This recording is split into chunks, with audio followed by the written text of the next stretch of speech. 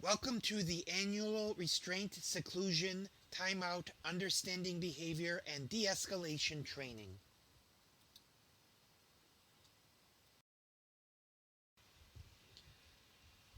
8 NYCRR 19.5 establishes uniform guidelines prohibiting the use of corporal punishment, aversive interventions and seclusion, and authorizing the limited use of timeout and physical restraints in schools to address student behaviors.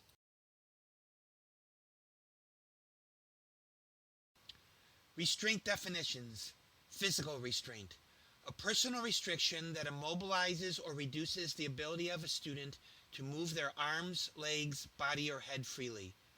Does not include a physical escort or brief physical contact and/or redirection to promote student safety, calm or comfort a student, prompt or guide a student when teaching a skill or assisting a student in completing a task, or for other similar purposes.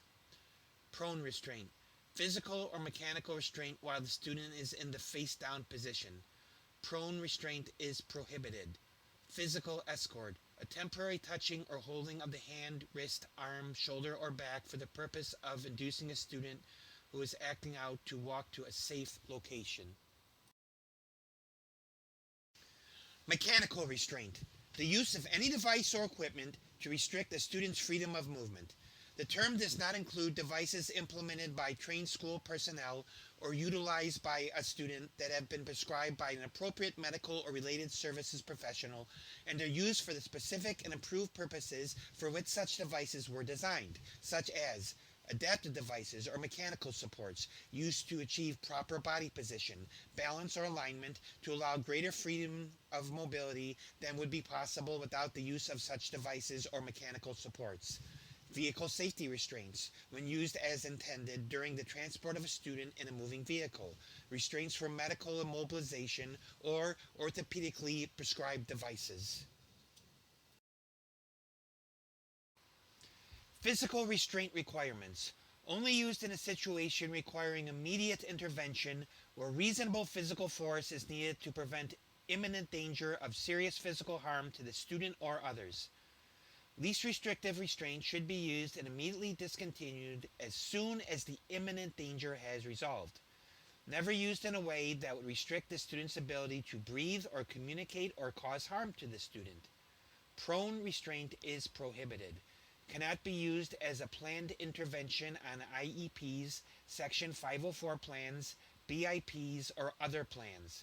Cannot be used to prevent property damage unless there is also an imminent danger of serious physical harm to the student or others. Only staff trained in accordance with the regulations can administer physical restraints. After a physical restraint is used, the student must be evaluated by the school nurse or other medical personnel to determine and document any injuries resulting from the incident.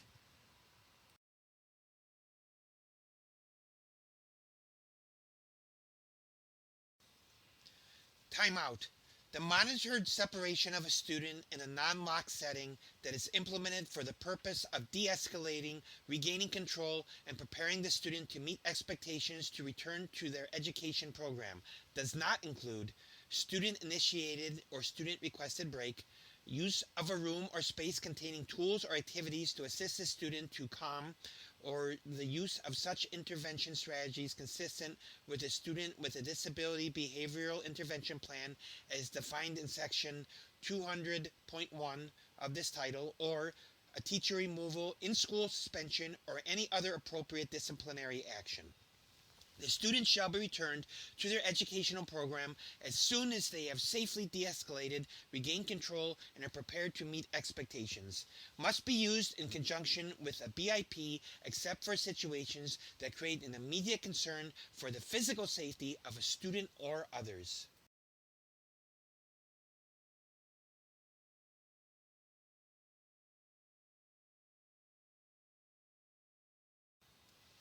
Seclusion. The involuntary confinement of a student alone in a room or space that they are physically prevented from leaving, or they may perceive they cannot leave at will. This does not include timeout as defined in the regulations. Seclusion is prohibited.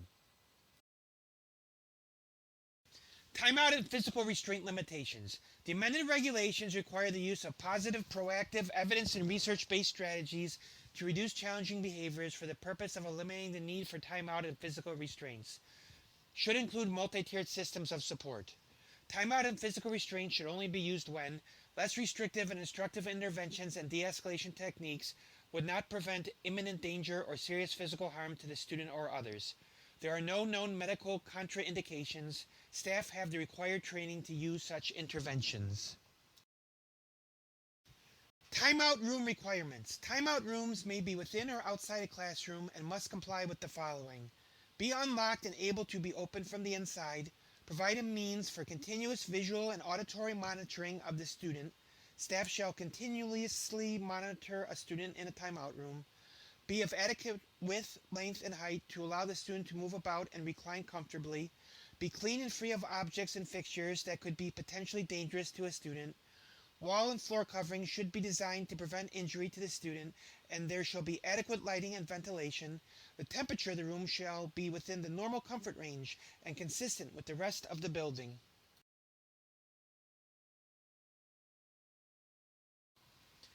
Aversive interventions. An intervention that is intended to induce pain or discomfort to a student for the purpose of eliminating or reducing maladaptive behaviors, including such interventions as contingent application of noxious, painful, intrusive stimuli or activities, any form of noxious, painful, or intrusive spray, inhalant, or tastes, contingent food programs that include the denial or delay of the provision of meals or intentionally altering staple food or drink to make it distasteful, movement limitation used as punishment, including but not limited to helmets and mechanical restraint devices or other stimuli or actions similar to the interventions described above. Does not include interventions such as voice control, limited to loud, firm commands, time-limited ignoring of a specific behavior, token fines as part of a token economy system, brief physical prompts to interrupt or prevent a specific behavior, interventions medically necessary for the treatment or protection of the student, or other similar interventions. Aversive interventions are prohibited. Corporal punishment. Any act of physical force upon a student for the purpose of punishing that student.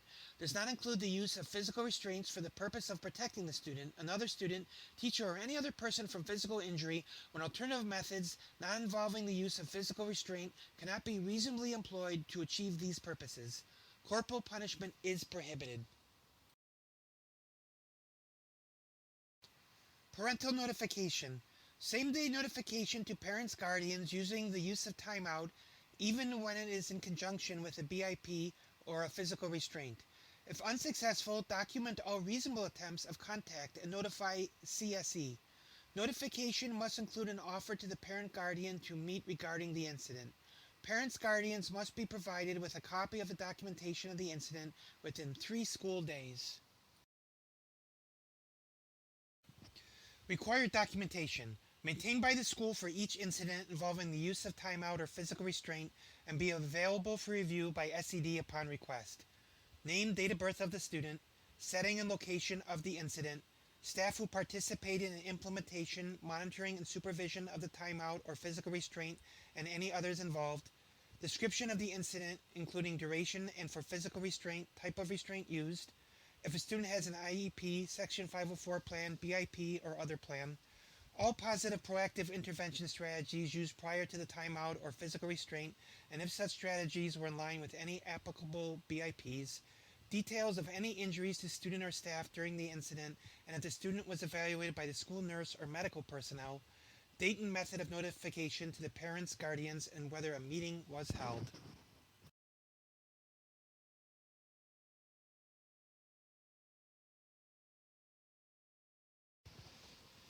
Debriefing. After each incident, a debriefing must be held as soon as practicable in which a school administrator or designee meets with school staff involved in the incident to determine circumstances leading to it, the positive proactive strategies used prior to the incident, and plan for reducing preventing future need for timeout and or physical restraint with the student. For students with a disability, this includes determining if a referral to review the IEP and or BIP is necessary.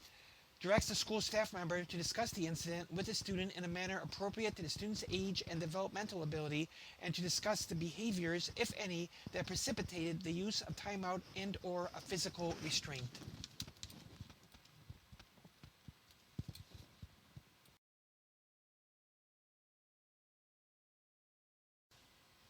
Documentation review and training.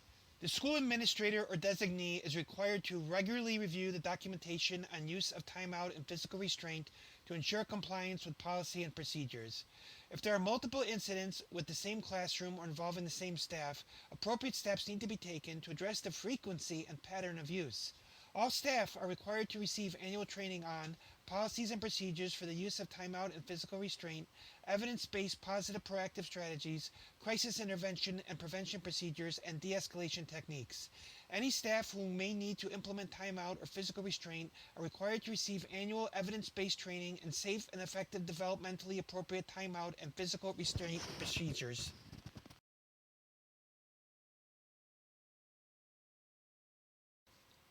Understanding behavior and de-escalation strategies. Behavior is a form of communication.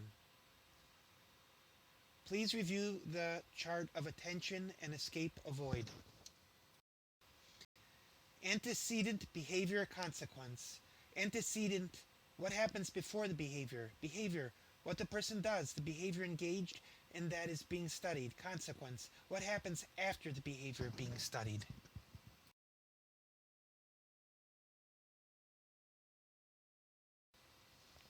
Desirable behavior.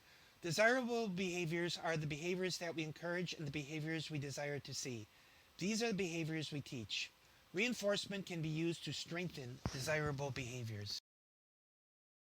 Challenging behavior. Challenging behaviors are the behaviors that we want to minimize or extinguish. Challenging behaviors can be the result of lagging skills.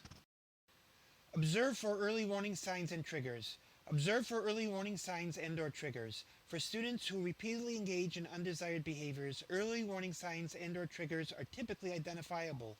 Early intervention and de-escalation can help to prevent escalation and undesired behaviors. Observables such as signs of agitation, whining, yelling, refusing, swatting, hitting, ripping up papers, pushing materials away, etc. may be early warning signs. Unintended consequence behavior trap. Reinforcement of challenging behavior to get a behavior to stop may unintentionally reinforce the behavior. The frequency of the behavior often increases in the future. Example of unintended consequence behavior trap. Joey does not want to write. Joey screams. A staff member talks to Joey.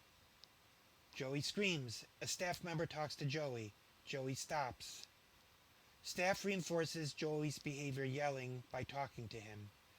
Joey reinforces staff's behavior talking to him as he stops screaming.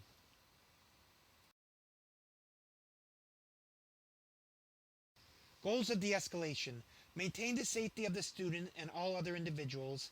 Use de-escalation strategies and nonverbal communication to avoid heightening the situation. Support student to decrease behaviors and intensity of crisis. Avoid reinforcement and unintended reinforcement of behavior.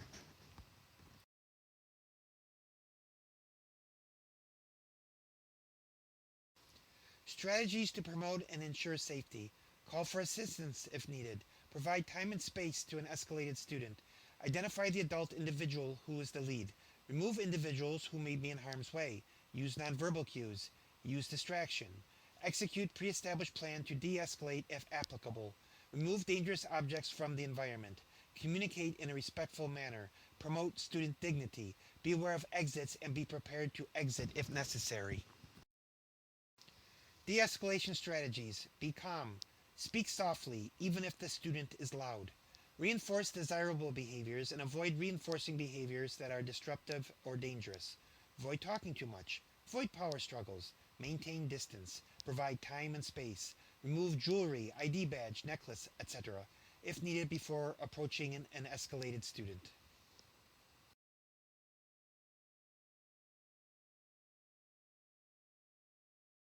The power of positive language. The power of positive language. Do versus don't.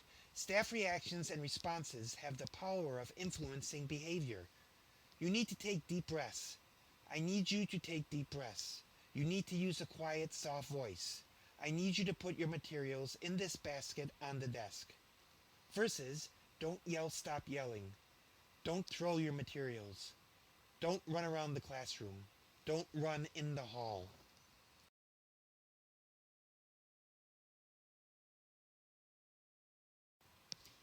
Resources. The cycle of crisis to calm and strategies to implement by stage. Review this chart.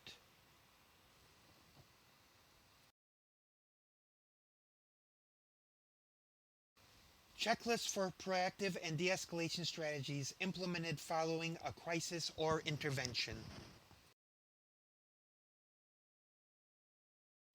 Proactive and de-escalation strategies. Proactive interventions and de-escalation strategies used. This completes the training. I am your narrator, Bob Bozek.